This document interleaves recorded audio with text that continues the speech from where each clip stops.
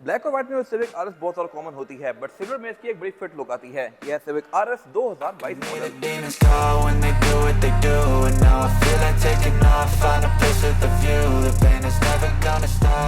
Silver colour में ये गाड़ी काफी यूनिक है और मोस्टली गाड़ियां ब्लैक व्हाइट में ही फिर रही होती हैं रोड पे, तो ये देखने में बड़ी फिट लगती है। और इसमें जो कंट्रास्ट वाले पार्ट्स हैं सिविक आरएस के वो सारे विजिबल होते हैं, जैसे कि rim, ducted spoiler, door handle वगैरह और साइड मिरर भी। और बाय द वे सिविक की 11th जनरेशन है जो कि 2022 में आई थी। 22 में सिविक एक्सपी आ रही थी और ये गाड़ी भी, और ये इसका प्री फेसलिफ्ट वर्जन है। इसमें कुछ चीजें बेहतर थी, जैसे कि इसमें फॉग लैंप आते हैं। अभी इस गाड़ी को फेसलिफ्ट कर दिया गया है और सिर्फ फॉग लैंप निकाल दिए गए हैं, तो basically you are paying more for less. इसमें यहाँ पे ये प्रॉपर बल्ब वगैरह दिए गए हैं।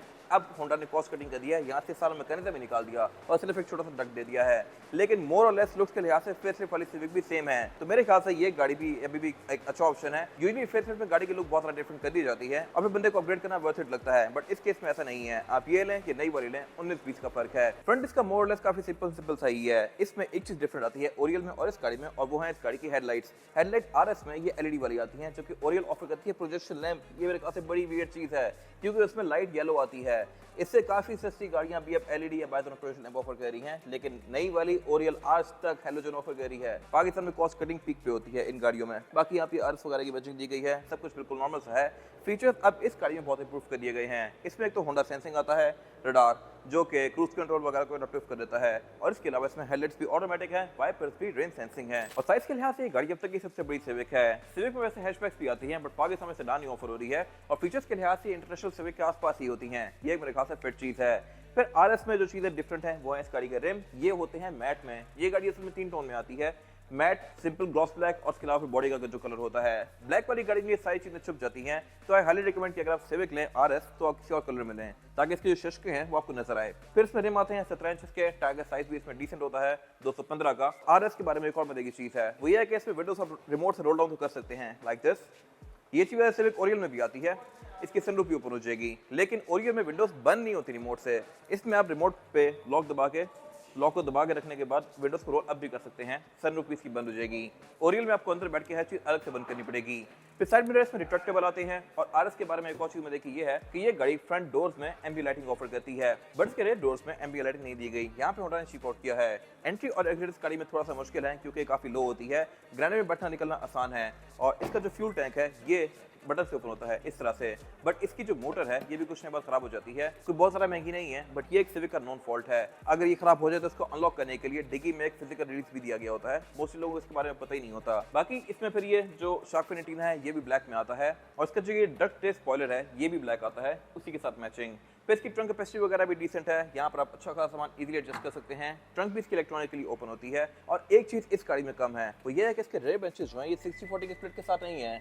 ग्रैंडे में भी फोल्डेबल आते हैं, इलेंट्रा के भी फोल्डेबल आते हैं, बट इसके फिक्स हैं। अगर ये फोल्ड होते तो मेरे ख्याल से बहुत यूजफुल होता। लेकिन इसमें फिर एक और फिर चीज है, वो ये है कि ये गाड़ी अभी तक स्पेयर व्हील ऑफर कर रही है। मोस्टली गाड़ियों से ये निकाल दिए जाते हैं, बट इसमें अभी भी आ रहा है। फिर आरएस में बैक पे डुअल एग्जॉस्ट आते हैं, ये दोनों ही फंक्शनल हैं। फेसलिफ्ट वाली गाड़ी में एक चीज और चेंज की गई है बैक पे, वो है इस गाड़ी की टेल लाइट्स। उनका डिजाइन तो बिल्कुल सेम टू सेम ऐसा ही है, लेकिन इसमें अगर आप गौर करें तो यहाँ पे क्रोम दिया गया है। फेसलिफ्ट में क्रोम निकाल दिया गया है, उसकी लाइट बहुत ज्यादा अंदर से डार्क फील होती है। और 22 में जब ये गाड़ी पाकिस्तान में आई थी तो उसने इंटीरियर के लिहाज से ही पैसे पूरे किए थे। सिविक एक्स का इंटीरियर भी बहुत ज्यादा मजे का नहीं था, वो बिल्कुल बेसिक सा था, बट इसमें हर चीज थोड़ी ज्यादा फ्यूचरिस्टिक कर दी गई। स्पेशली एयरवेंट्स की जो ग्रिल है ये हेक्सागोनल पैटर्न में दी गई है, और ये पूरी मैश कंटिन्यू करती है इसके ऊपर।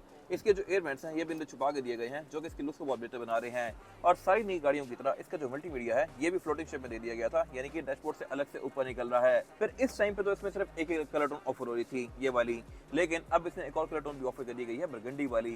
टोटल अब इसमें 3 रूम आते हैं, एक बेज में, एक ऑल ब्लैक और फिर एक बरगंडी वाला। बरगंडी वाली कार में रूफ भी ब्लैक होती है और उसकी सबसे ज्यादा फिट लुक आती है, बट इसका भी एक अपना ही लुक है। फीचर्स के लिहाज से फेसलिफ्ट में एक चीज एक्स्ट्रा कर दी गई है, और वो है वायरलेस चार्जर। ये गाड़ी वायरलेस चार्जर ऑफर नहीं करती, यहाँ पे एक ड्रॉट दी गई है। नई वाली गाड़ी में यहाँ पे वायरलेस चार्जर आ गया है। और बाकी जहाँ तक बात है फीचर्स की, तो लोग एक चीज एक्सपेक्ट कर रहे थे कि इसमें आ जाएगी, और वो है इलेक्ट्रॉनिक सीट्स, वो नहीं दी गई। और दूसरी चीज है पार्किंग सेंसर्स, वो भी इसमें नहीं दिए गए।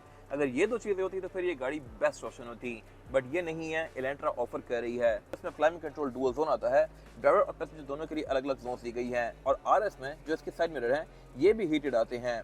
फिर इसमें जो ये डिस्प्ले है ये भी डिजिटल है, ऑडी वगैरह की तरह। बाकी फिर ये वाला जो पूरा एरिया है ये भी लुक्स के लिहाज से डिसेंट है। अब सिविक में मैनुअल वाला ऑप्शन यहाँ पे नहीं दिया गया, अब सिर्फ PRND आता है। यहाँ पे 1 2 3 या लोड निकाल दिया गया है। अब ये गाड़ी पैडल शिफ्टर्स ऑफर करती है। स्टीयरिंग से आप इसके गियर्स को अप या डाउन कर सकते हैं और इसके अलावा फिर अब इसमें ड्राइव मोड्स भी आते हैं जो कि आप यहाँ से सिलेक्ट कर सकते हैं। ये वाला पैनल इसका कुछ हद तक सोनाटा से इंस्पायर्ड लगता है, उसमें भी ऐसे ही सेम ड्राइव मोड सिलेक्टर आता है। पार्किंग ब्रेक इसकी इलेक्ट्रॉनिक है।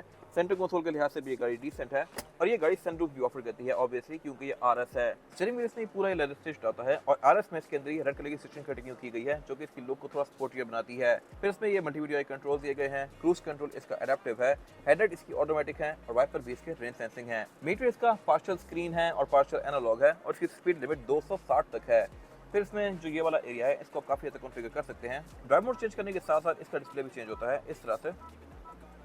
और पैडल RS के एल्यूमिनियम की फिनिश में आते हैं, ये भी लुक के लिहाज से बेहतर लग रहे हैं। फिर इसमें यहाँ पे एम्बी लाइटिंग भी कंटिन्यू करती है और सेम एम्बी लाइटिंग यहाँ पे भी दी गई है। डोर पैनल भी इसके ऑल ब्लैक हैं। आर्मरेस्ट वाले एरिया पर लेदर दिया गया है। विंडोज की चारों ही सिंगल टैप वाली हैं और साइड में भी रिट्रैक्टेबल है ऑब्वियसली। बैक पे इसमें कंफर्टेबली 2 ही लोग बैठ सकते हैं। 3 लोग आना चाहें तो आ जाएंगे, लेकिन फिर ज्यादा कंफर्टेबल नहीं होंगे। ग्रैंड यहाँ पे ज्यादा स्पेशियस है, लेकिन फीचर्स यहाँ ज्यादा फिट दिए गए हैं। रेयर पैसेंजर्स के इसमें एयरवेंट्स तो आते ही हैं सेंटर में भी, प्लस पाँव पे भी ऑफर करती है। फिर यहाँ पे सेंटर कंसोल भी दिया गया है जिसको निकाल के आप एज एन आर्मरेस्ट यूज कर सकते हैं। प्लस यहाँ 2 कप होल्डर्स भी आते हैं और इस पर रेयर पैसेंजर्स के लिए भाई ये सीट बेल्ट्स, ISOFIX पोर्ट्स वगैरह तो हैं ही, लेकिन एक चीज कम है वो है पावर आउटलेट्स। फेसलिफ्ट के बाद यहाँ पावर आउटलेट्स भी दे दिए गए हैं। अभी नई वाली सिविक सिर्फ एक इंजन ऑफर करती है, 15 सीसी टर्बोचार्ज पेट्रोल, लेकिन इसके परफॉर्मेंस फिगर्स का फर्क है। ये इंजन फ्लैगशिप है और ये 178 हॉर्स पावर प्रोड्यूस करता है और सेम यही इंजन आता था पहले वाली सिविक RS टर्बो में भी। लेकिन पहले वाली जो RS टर्बो थी सिविक X में, उस पे यहाँ पे अर्थ ड्रीम्स का बैच दिया होता था। इससे वो बैच निकाल दिया गया है। आई एम श्योर कि यहाँ भी होंडा ने चीप आउट किया है। इसमें जो इंसुलेशन है ये ना होने के बराबर है। इसके जो फेंडर्स हैं, शॉक्स हैं, रेडिएटर, हर चीज फुल्ली एक्सपोज है। कोई यहाँ पे कवरिंग वगैरह नहीं दी गई। इवन सिविक X में भी यहाँ पे पूरा एक कवर आता था, बट इससे वो भी निकाल दिया गया है। I am not sure why. लेकिन 178 हॉर्स पावर इस कैटेगरी के लिहाज से काफी डिसेंट फिगर है। ये सारी पावर जाती है फ्रंट व्हील्स पे, तो ये व्हील स्पिन वगैरह काफी करती है, बट इसके लिए इसमें ट्रैक्शन कंट्रोल भी दे दिया गया है, तो इसकी राइड वगैरह ओवरऑल ठीक है, डिसेंट है। ग्रैंडिस की गाड़ी थोड़ी हार्श फील होती है खड्डों वगैरह पे, क्योंकि सस्पेंशन इसमें हार्ड आता है, लेकिन इसी वजह से इसकी राइड क्वालिटी थोड़ी सी ज्यादा बेहतर है। ट्रांसमिशन इसमें LLCVT आती है। इसमें जो ओरियल है उसमें ट्रांसमिशन आती है MCVT और वो गाड़ी 127 हॉर्स पावर प्रोड्यूस करती है। तो ओरियल और इसमें परफॉर्मेंस का बहुत फर्क है। प्राइस का भी थोड़ा बहुत फर्क है, लेकिन मेरे ख्याल से अगर आप अपग्रेड करते हैं तो ये टोटली वर्थ इट होगा।